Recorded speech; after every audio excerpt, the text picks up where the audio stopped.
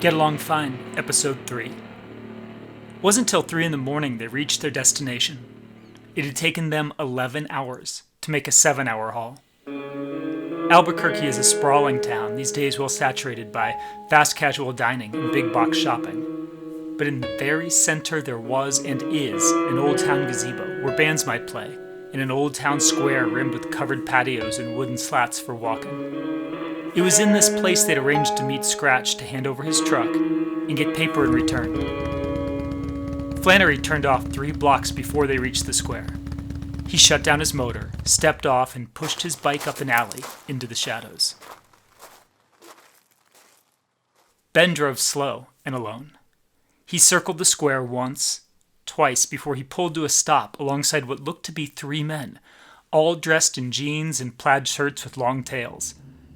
They were the only ones in the square, the only woken souls within half a mile. Even in the dark, Ben knew it to be Scratch and his crew, for they had his bike. It was an old and simple thing, short handlebars and once shiny metal matted by 20 years of rain and tumbleweeds. Ben waited for the brakes to stop squeaking, and then he spoke past the blackness at the forms of these 3 men. "Expect to see me?" And from the night a familiar voice whispered back, "I did not." Ben's hopes for a quiet resolution fell away, and he very slowly angled the shotgun towards the men, although he had serious doubts his pellets would have the power to penetrate the truck's steel doors. And Scratch continued with words, "And I also do not see your traveling companion. Where have you hidden him, Mr. Ben?" Flannery pushed his bike around the south side of the square, up a little hill, and then he'd straddled it and heel and toed his way to the far corner. Now he came at them across the grass, using it to keep his bootsteps quiet. His gun was drawn and held high, more as a warning than anything else. He came round the gazebo and spoke. "I'm here, Scratch." All 3 black forms turned, but Scratch's voice betrayed no surprise, as he said, "Ah, for a moment I thought Mr. Ben had eliminated you, Mr. Flannery, but I see you have arrived as well." And then Flannery spoke for a long time, and each word he said was the louder for being spoken in the darkness of that New Mexican night. "You know, while Ben was driving, I closed my eyes just for a moment, and I had a dream 2 strangers had caught the eye of some god I don't have cause to believe in. He decided they needed testing, so he set them on a path, and along that path he spread temptations. He offered easy credit, but they said no. They'd take what they needed and leave the rest. So he laid liquor in their hands, but they said no. They drank when their job was done and not before. At times he surrounded them by freaks and demons, but they paid no mind. He even sent a woman. A woman might be the prettiest one they ever saw, and they found it in themselves to leave her behind as well. And so they passed through the temptations just by keeping their tires moving. That was their way. I don't know if it's the path of the righteous, but it's the path of what's right." Scratch's voice was steady and unmoved. "I did not realize you were capable of dreaming in this way." "Yeah, well, when I woke up I realized it was all bullshit. God didn't set us on a path. He sent me a dream to help me understand the one I was already on. Or maybe it was my own mind worked things out, I don't know. But I imagine what happens, you had a 2-man crew taking a score up in Denver, and the police marked this truck as the getaway. Right now there ain't a cop between here and Denver who isn't on the lookout for it. So you decided to set a couple less valuable guys up to take the fall.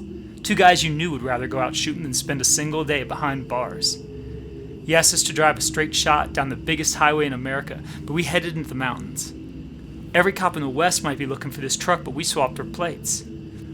You put a stolen credit card in the glove, but it never pinged the police, because we ain't much for credit, especially another man's. And if you think you got us to lay our fingerprints all over this truck, think again. The girl, well, her I can't figure out if she's one of yours or not, but I do know a pretty girl puts a bullet in 2 guys like us, out on a highway at night.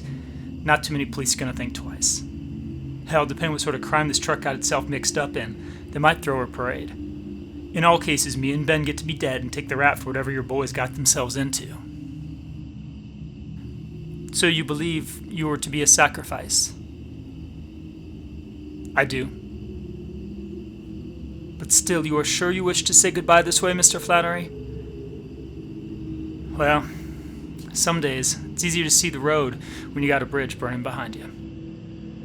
Scratch turned to the curb, and his men turned with him. He spoke in the general direction of the truck. "And you, Mr. Ben, you believe this as well?" Ben lifted the shotgun from his lap and rested its barrel on the open window and said, "Scratch, in a second you're going to realize it don't matter.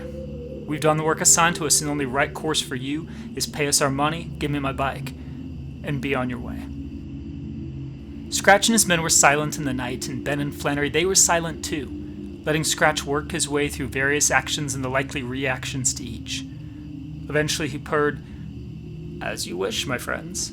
And neither Ben nor Flannery pointed out ain't nobody there was fast friends with anybody else. Scratch put his hand in his pocket, and Ben and Flannery kept their guns level till they saw his money clip come out, fat with bills. He peeled 10 away, unconcerned as a man peeling an orange, held them high in the sky, and then slapped them on the seat of Ben's bike. Ben opened his door, got out slow, and waited as Scratch told one of his men drive the truck, someplace the name of which Ben and Flannery made sure to forget. And then Scratch and his men had gone, and the square was theirs again.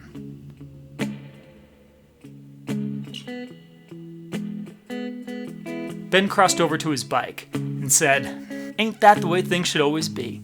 Guns drawn but never fired?" And Flannery replied, "Yup, a baby could do it." Ben picked up the stack of bills and handed half of them to Flannery, and Flannery took them, shoved them in his leather wallet without even really counting. "I gotta tell you, Ben, I didn't figure this ride you came all this way for to be an old UJM sort of situation." Ben swung a leg across his simple Japanese bike, the blue metal tank getting glinty in the pre-dawn. "It was old when I found it, Flannery. It must be 15 years ago. I had to run to a junkyard to get a fender for my old man, and this bike was just leaning up against a fence. Seemed like nobody in the world cared about it. I threw it in the back of the truck, drove it out of the yard, no one even noticed. I spent I don't know how much time ditching out on paying jobs so I could find the parts to make it run. Gives me cause to complain more days than not, but I just keep working on it. By now it's part of me." It was at that moment the sun broke hot over the wooden rooftops, and the dust kicked up by the departed yellow truck danced in the newborn yellow light of the day to come. "Ben, I'll tell you what. I'll buy you a beer. You can tell me a story." Ben replied, "Pick a place on the map I haven't been yet, and I'm in." Flannery thought, and then named a tiny town he knew in a state far away. Ben nodded, and they rode.